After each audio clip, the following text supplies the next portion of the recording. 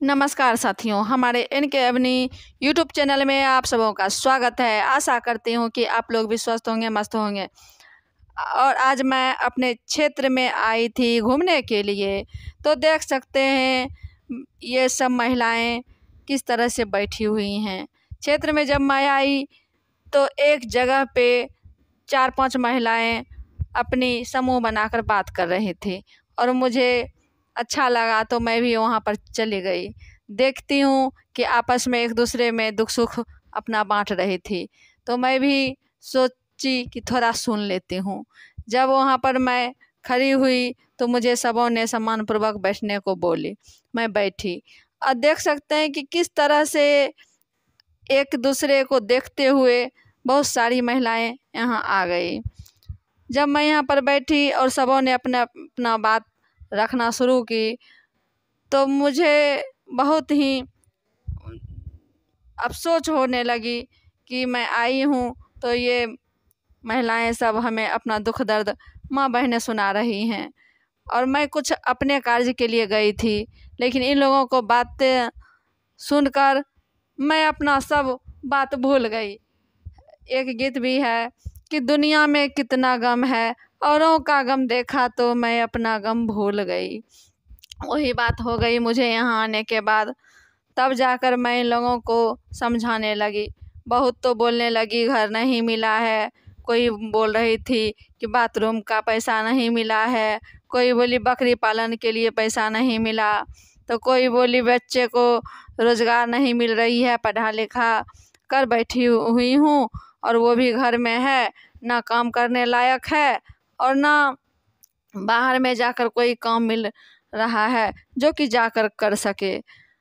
तो बहुत सारी जिनको जो कठिनाइयाँ थी, किसी ने तो बताया कि अभी तक राशन कार्ड में मेरा नाम नहीं चढ़ा है, कोई बता रही थी कि मेरा पोता पोती 10 साल का हो गया है और ना मेरा बेटा पुतों का राशन कार्ड मिल रही है और ना उसे अनाज मिल रही है।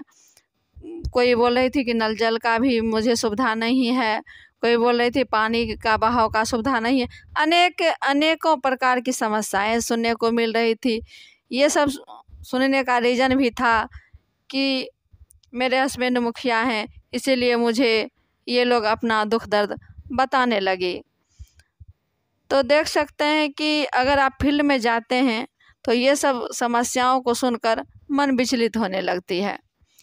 लेकिन इसमें मैं किन्हीं को क्या दोषी ठहराऊं, क्योंकि कोई साधन और सुविधाएं ही ससमय उपलब्ध नहीं हो पाती है।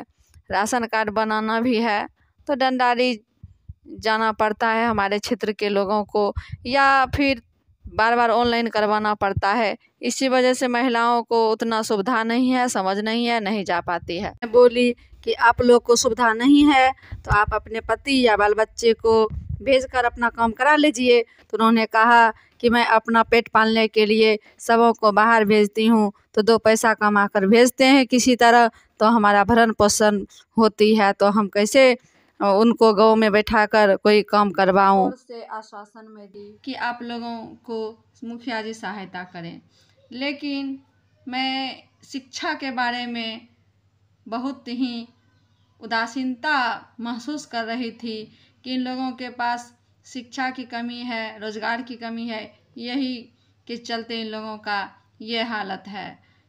तो मैं इन लोगों को बच्चों को पढ़ाने के बारे में बताई कि कुछ हो या ना हो, आप आधी रोटी खाकर भी बच्चों को पढ़ाइए।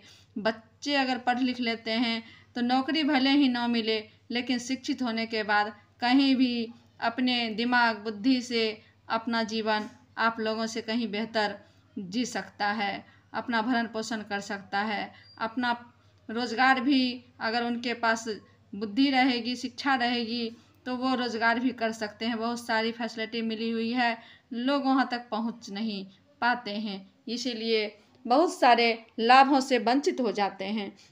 और मैं वहाँ से जब आई तो मैं मुखिया जी से भी बात करी कि आपके क्षेत्र में ऐसी ऐसी बहुत सारी समस्याएं आई हुई थी। अगर दोस्तों आप लोग भी अगर 10 मिनट टाइम निकाल कर और कुछ समुदाय में जाकर उन्हें समझाने और शिक्षा की ओर प्रेरित करने का प्रयास कीजिएगा तो शायद हमारा समाज कुछ आगे बढ़ सकता है। अगर ये अच्छी लगी तो दोस्तों में भी शेयर कीजिए और चैनल को लाइक और सब्सक्राइब कर दीजिएगा। धन्यवाद।